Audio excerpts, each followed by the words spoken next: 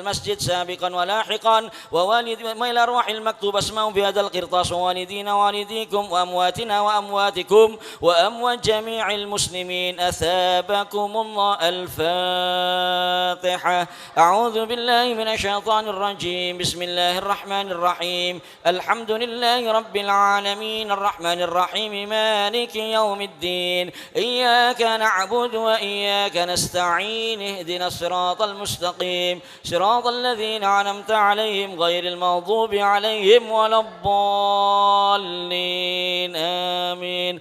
الله لا إله إلا هو الحي القيوم لا تأخذه سنة ولا نوم له ما في السماوات وما في الأرض من ذا الذي يشفع عنده إلا بإذنه يعلم ما بين أيديهم وما خلفهم ولا يحيطون بشيء من علمه إلا بما شاء وسع كرسيه السماوات والأرض ولا يؤوده حفظهما وهو العلي العظيم. بسم الله الرحمن الرحيم. قل هو الله أحد الله الصمد لم يلد ولم يولد ولم يكن له كفوا أحد. بسم الله الرحمن الرحيم. قل هو الله أحد الله الصمد لم يلد ولم يولد ولم يكن له كفوا أحد. بسم الله الرحمن الرحيم. قل هو الله أحد الله الصمد لم يلد ولم يولد ولم يكن له كفوا أحد. بسم الله الرحمن الرحيم. قل أعوذ برب الفلق من شر ما خلق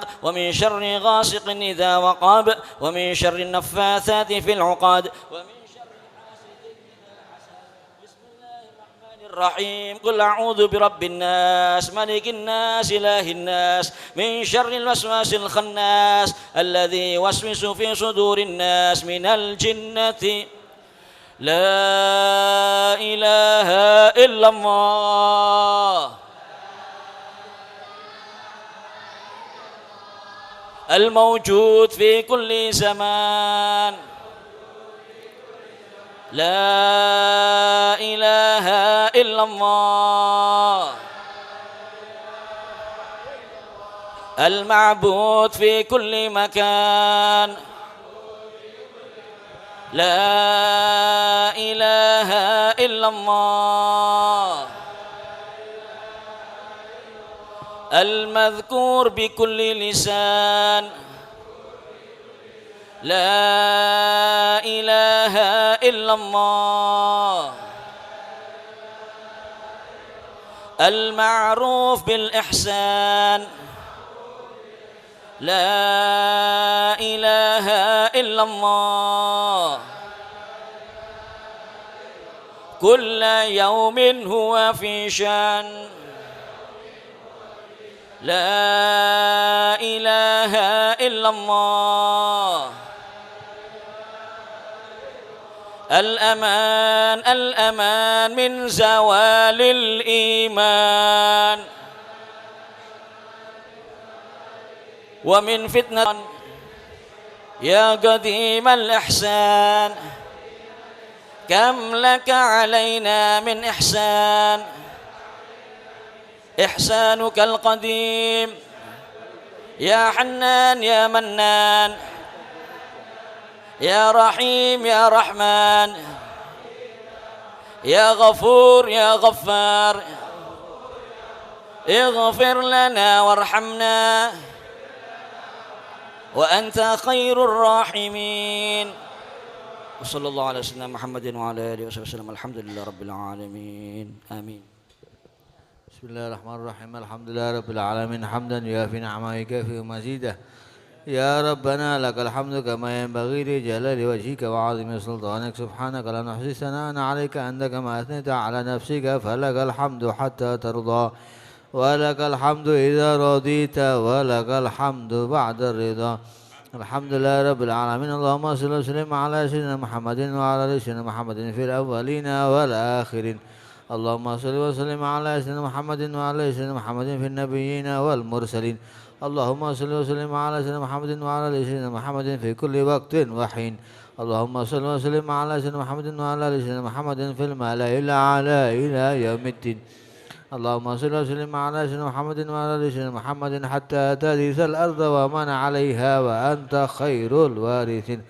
اللهم تقبل وأوصل وبلغ واهدي واجعل ثواب ما قرأنا من القرآن العظيم وما هللنا وما سبحنا وما حمدنا وما صلينا وسلمنا على نبيك سيدنا محمد صلى الله عليه وسلم وما عملنا من عمل صالح في هذا المجلس المبارك منا هدية واصلة ورحمة منك نازلة بركة شاملة نقدم ثبت لكونه إلى حوض سيدنا وحبيبنا وشفيعنا وقرة أعيننا سيدنا رسول الله محمد بن عبد الله صلى الله عليه وسلم وروح آبائه وإخوانه من الأنبياء والمرسلين ثم إلى أرواح الخلفاء الراشدين ساداتنا أبي بكر وعمر وعثمان وعلي سيدنا حمزة والعباس وعبد الله بن عباس وأنصار رسول الله والمهاجرين في سبيل الله بقية الصحابة الكرام أجمعين ثم إلى روح السيدة خديجة الكبرى وعائشة رضا وجميع أزواج رسول الله الطاهرات أمهات المؤمنين ثم إلى روح السيدة فاطمة الزهراء وولديها سيدنا حسن وسيدنا حسين وجميع أهل بيت رسول الله وذريته الطيبين الطاهرين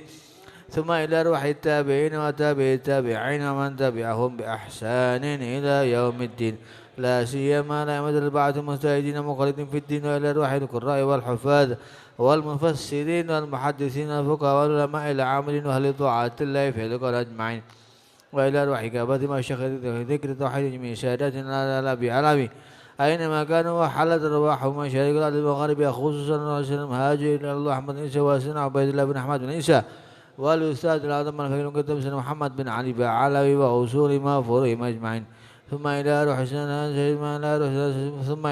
سيدنا الحبيب محمد مولى دويلة ابن سيدنا الحبيب عبد الرحمن السقاف المقدم الثاني وجميع أولاده وفروعه وحواشيه أجمعين ثم إلى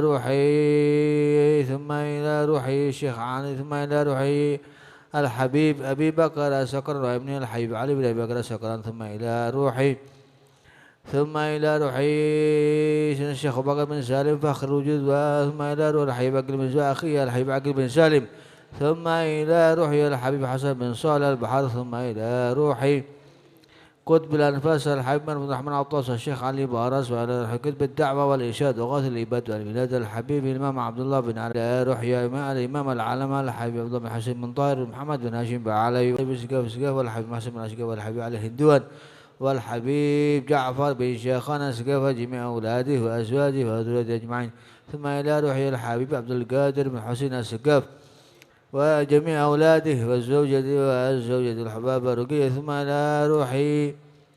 ثم إلى أرواحي خصوصا المرحومين الحبيب عبد الله بن علي المحضار وجميع أولاده خصوصا العم الحبيب أبي بكر بن عبد الله المحضار وولديه خصوصا الأخ الحبيب عمر بن أبي بكر المحضار وأخيه السيد محمد بن عمر بن أبي بكر المحضار وجميع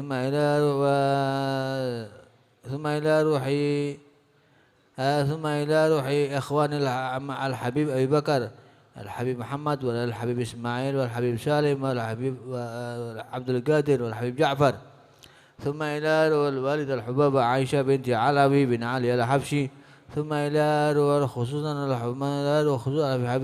الحبابة مهاني بنت محسن السقاف ثم إلى الحبيب عبد القادر بن أحمد العدروس والحبيب محمد بن هود السقاف وابن الوالد الحبيب حسن بن محمد بن هود السقاف والحبابة بهية بنت عمر الجفري وزوجها الحبيب محسن بن علي السقاف والحبيب علوي بن هود السقاف وجميع أولاد الحبيب هود بن عبد الله بن عمر السقاف والحبيب موسى المحضار والحبابة سعود الحامد والحبيب محمد بن علوي السقاف وشريف النور علوية بنت أبي بكر بن شيخ بكر بن سالم الحبيب عمر بن عدوس السقاف والحبيب محمد بن أبي والأخ عين اليقين والحبيب علي بن جعفر السقاف والحبيب طاهر بن طه القدري وكيل الحاج عبد العظيم بن أوريب وكيل الحاج عبد الكريم بن طيب وأصول ما فرب أجمعين وكافة أولياء هذه البلد الشيخ الجوال والدينا والدكم وأمواتنا وأمواتكم وأموات الحاضرين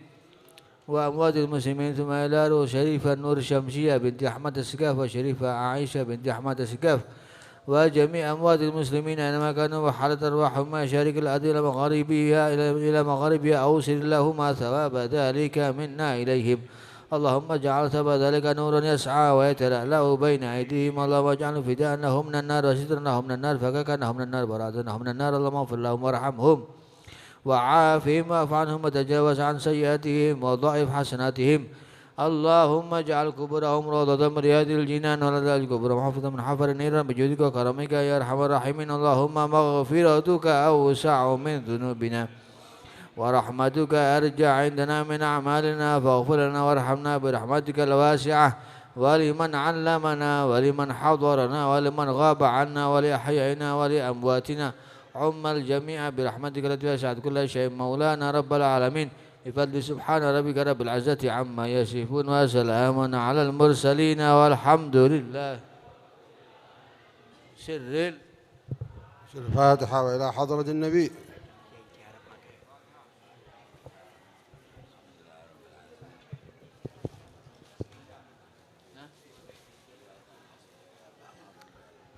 Habaib dan Kiai diharap makan di sebelah kanan. Sebelah kanan. Ashabul yamin.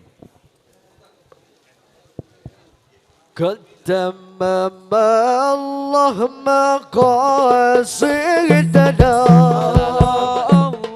قدم الله مقاصدنا